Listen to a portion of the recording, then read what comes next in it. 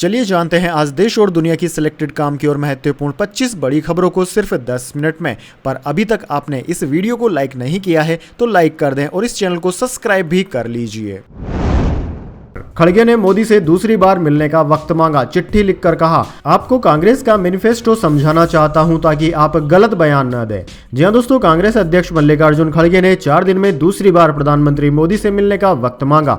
गुरुवार को उन्होंने प्रधानमंत्री को चिट्ठी लिखी। इसमें कहा कि वे प्रधानमंत्री को कांग्रेस का न्याय पत्र यानी कि मैनिफेस्टो समझाना चाहते हैं ताकि वे देश के प्रधानमंत्री के तौर पर ऐसे बयान न दे जो गलत हैं। 2 पेज के इस पत्र में उन्होंने लिखा कि प्रधानमंत्री ने हालिया भाषण में जिस तरह की भाषा का इस्तेमाल किया है उससे वे बिल्कुल हैरान और अचंभित नहीं है। इससे पहले खड़गे ने 22 अप्रैल को प्रधानमंत्री से मिलने का समय मांगा था।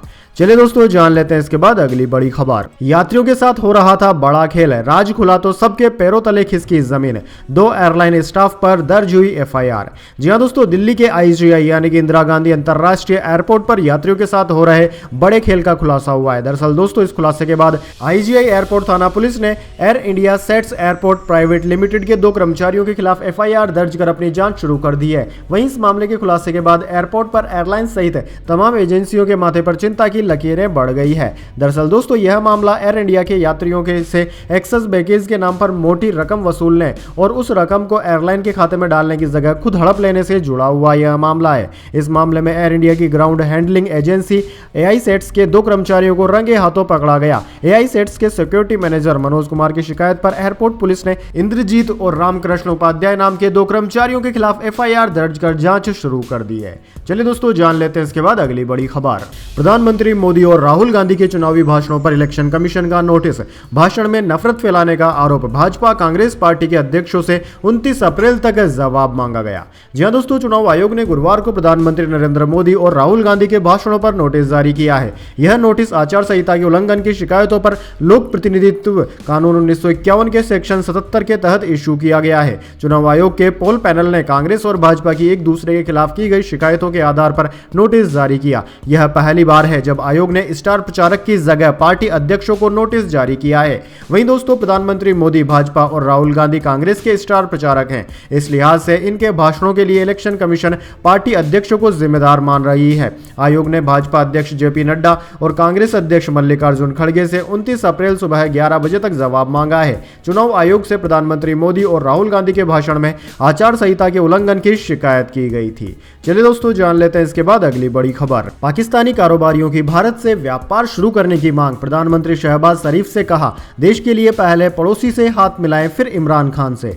जी हां दोस्तों, आर्थिक तंगहाली से जूझ रहे पाकिस्तान के कारोबारियों ने भारत के साथ फिर से व्यापार शुरू करने की मांग की है। बुधवार को सिंध में प्रधानमंत्री शहबाज शरीफ ने कारोबारियों के साथ मुलाकात की थी। बैठक के दौरान पाकिस्तान के बड़े व्यापारिक समूह आरिफ हबीब ग्रुप के मुखिया आरिफ हबीब ने भारत से रिश्ते सुधारने की मांग की। उन्होंने कहा कि आपने सत्ता में आने के बाद कुछ लोगों से हाथ मिलाया जिससे पाकिस्तान को फायदा हुआ। अब हम चाहते हैं कि कुछ और लोगों से हाथ मिलाएं। पहले भारत से हाथ मिलाइए ताकि पाकिस्तान की अर्थव्यवस्था को फायदा मिले। फिर आदियाल जेल में बंद इमरान खान से हाथ मिलाइए ताकि देश में राजनीतिक स्थिरता आए। राजनीतिक स्थिरता आने से पाकिस्तान में बिजनेस अच्छे से काम कर पाएगा।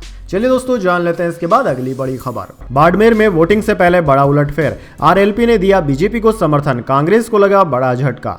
जी हां दोस्तों, बाड़मेर जैसलमेर लोकसभा चुनाव में मतदान से पहले बड़ा उलटफेर हो गया है। मतदान से एक दिन पहले ही कांग्रेस पार्टी को बड़ा झटका लगा है। इंडिया गठबंधन में हनुमान बेनीवाल की राष्ट्रीय लोकतांत्रिक पार्टी ने बाड़मेर जैसलमेर लोकसभा क्षेत्र में बीजेपी को समर्थन दिया है। बीजेपी के प्रत्याशी कैलाश चौधरी के समर्थन में कल मतदान करने का ऐलान कर दिया है। आरएलपी के जिला संयोजक गजेंद्र चौधरी ने बताया कि राष्ट्रीय लोकतांत्रिक पार्टी का कांग्रेस के साथ गठबंधन है, लेकिन बाड़मेर जिले में कांग्रेस के नेता गठबंधन धर्म नहीं निभा रहे हैं। आरएलपी को खत्म करना चाह रहे हैं, इसलिए लोकसभा चुनाव से प्रचार प्रसार में हनुमान बेनीवाल की सभा तक नहीं करवाई गई। इसको लेकर कार्यकर्ताओं में आक्रोश का माहौल है। आज आरएलपी कार्यकर्ताओं ने बैठक कर बीजेपी प्रत्याशी कैलाश चौधरी को समर्थन दे दिया।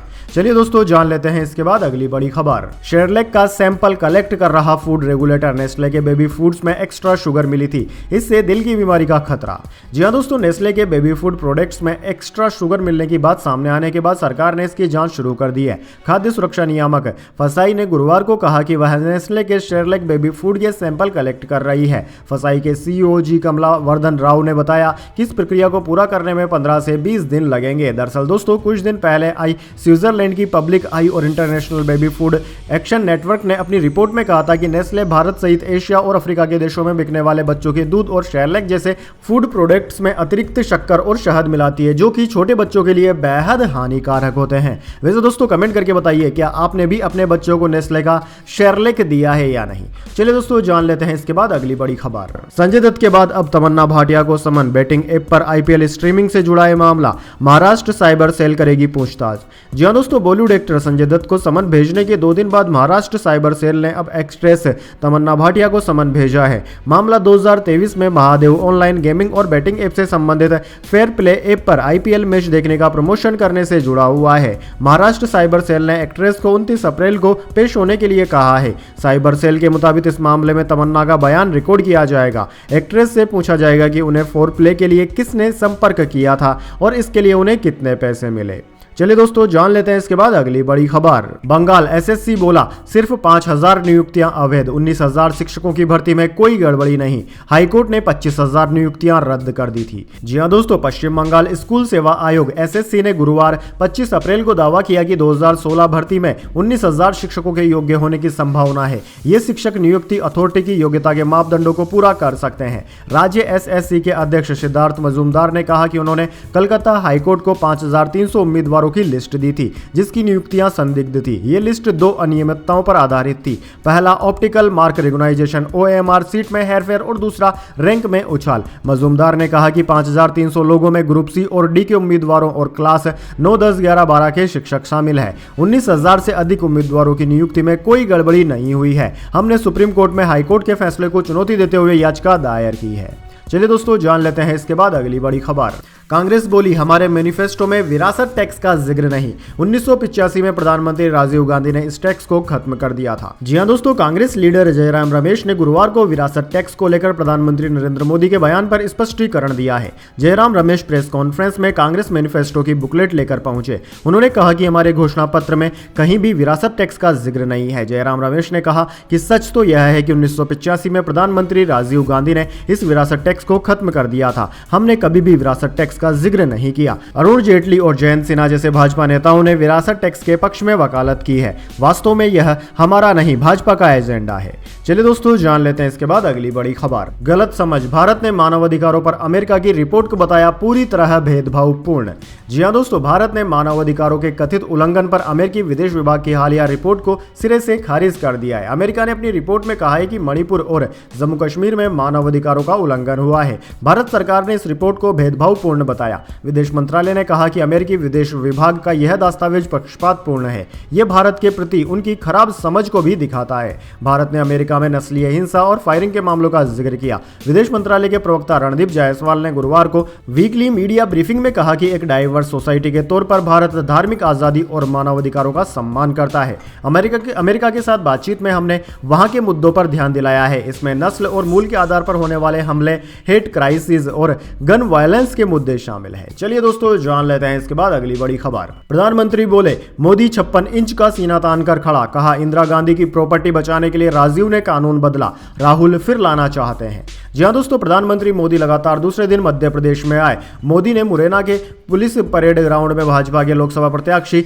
शिव मंगल सिंह तोमर के समर्थन में सभा की। प्रधानमंत्री ने कहा कि कांग्रेस के शहजादे को देश के प्रधानमंत्री को भला बुरा कहने में मजा आता है। मैं टीवी और सोशल मीडिया पर देख रहा हूं कि इससे लोग दुखी हो रहे हैं। मैं कहता हूं दुखी ना हो, क्योंकि नामदार तो कामदार को हमेशा गाली गलौज करते आए हैं। प्रधानमंत्री ने कहा कि देश कह रहा है कि कांग्रेस की लूट जिंदगी के साथ भी और जिंदगी के बाद भी। आपके हितों की रक्षा के लिए मोदी दीवार बनकर खड़ा है। ये गाली गलौज इसलिए हो रहा है क्योंकि मोदी 56 इंच का सीना तानकर खड़ा हो गया है। इनके मंसूबे सफल नहीं होंगे, ये मोदी की गारंटी है।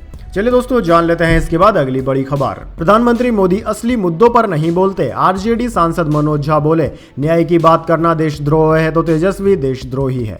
जी हां दोस्तों, राजद से राज्यसभा सांसद और राष्ट्रीय प्रवक्ता मनोज झा ने राजद कार्यालय में प्रेस कॉन्फ्रेंस बुलाई। इस दौरान उन्होंने बीजेपी पर सवाल खड़ा करते हुए कहा कि इस बार लोग वोट तो दे रहे हैं, लेकिन वह लोकसभा चुनाव के बाद अगली बार से वोट भी नहीं दे पाएंगे, क्योंकि बीजेपी सरकार चुनाव ही नहीं होने देगी। चंडीगढ़ और सूरत का उदाहरण देकर मनोज झा ने अपनी बातों पर जोर देते हुए और संविधान का पुस्तक दिखाकर कहा कि इसकी रक्षा का चुनाव है। यह चुनाव एक ऐसा चुनाव बन गया है कि जहां संविधान की रक्षा का सवाल खड़ा हो गया है। यह संविधान किसको खटक रहा है? उन लोगों को खटक रहा है जो संघ में विश्वास रखते हैं।